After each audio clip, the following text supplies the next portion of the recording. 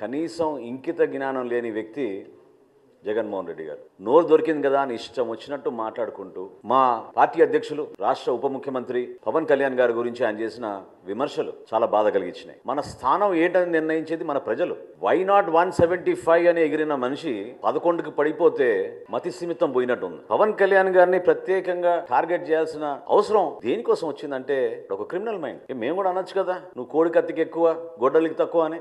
ఏ విధంగా బాబాయ్ హత్య జరిగిందో అందరికీ తెలుసు కదా. ఇది పద్ధత. విలువలతో కూడిన రాజకీయాలు చేయాలి. ఒక ఆర్థిక విధ్వంసం సృష్టించిన మనిషి స్వలాభం కోసం, సొంత ఆస్తుల కోసం గతంలో వాళ్ళ తండ్రి గారు ఉన్నప్పుడు కూడా అదే విధంగా ఉపయోగించుకుని తన 5 సంవత్సరాల పరిపాలన కూడా అదే విధంగా చేశారు. రాష్ట్ర వ్యాప్తంగా మేము కౌలు రైతు భరోసా సభలు నిర్వహించి జిల్లాల్లో చివరికి నీ సొంత పులివెందుల నియోజకవర్గంలో 24 మందికి ₹1,00,000 చొప్పున పవన్ కళ్యాణ్ గారు అందించారు. నువ్వా మాట్లాడేది ఆయన గురించి?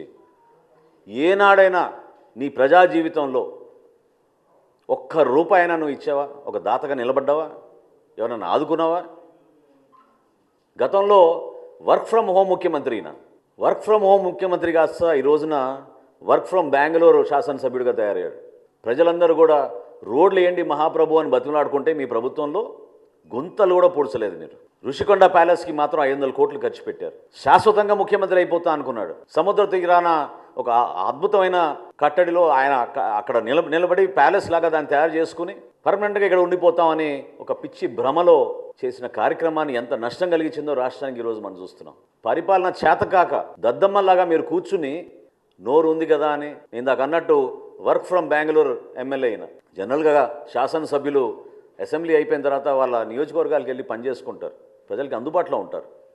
ఈయన మాత్రం శాసనసభకి రాడు, బెంగళూరుకి మాత్రం తరచుగా వెళ్ళిపోతూ ఉంటారు. నోరు బారేసుకుని ప్రతిసారి మాట్లాడితే మాత్రం జనసేన పార్టీ ఖచ్చితంగా ఖండిస్తాం.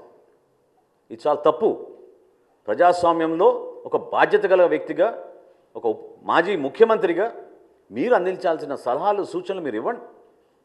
వ్యక్తిగత విమర్శలకి కించపరిచే విధంగా దానివల్ల మీకు ఏదో ఓట్లు పడిపోతాయనుకుంటే మాత్రం నిన్నటి ఎన్నికలే మీకు దానికి నిదర్శనం.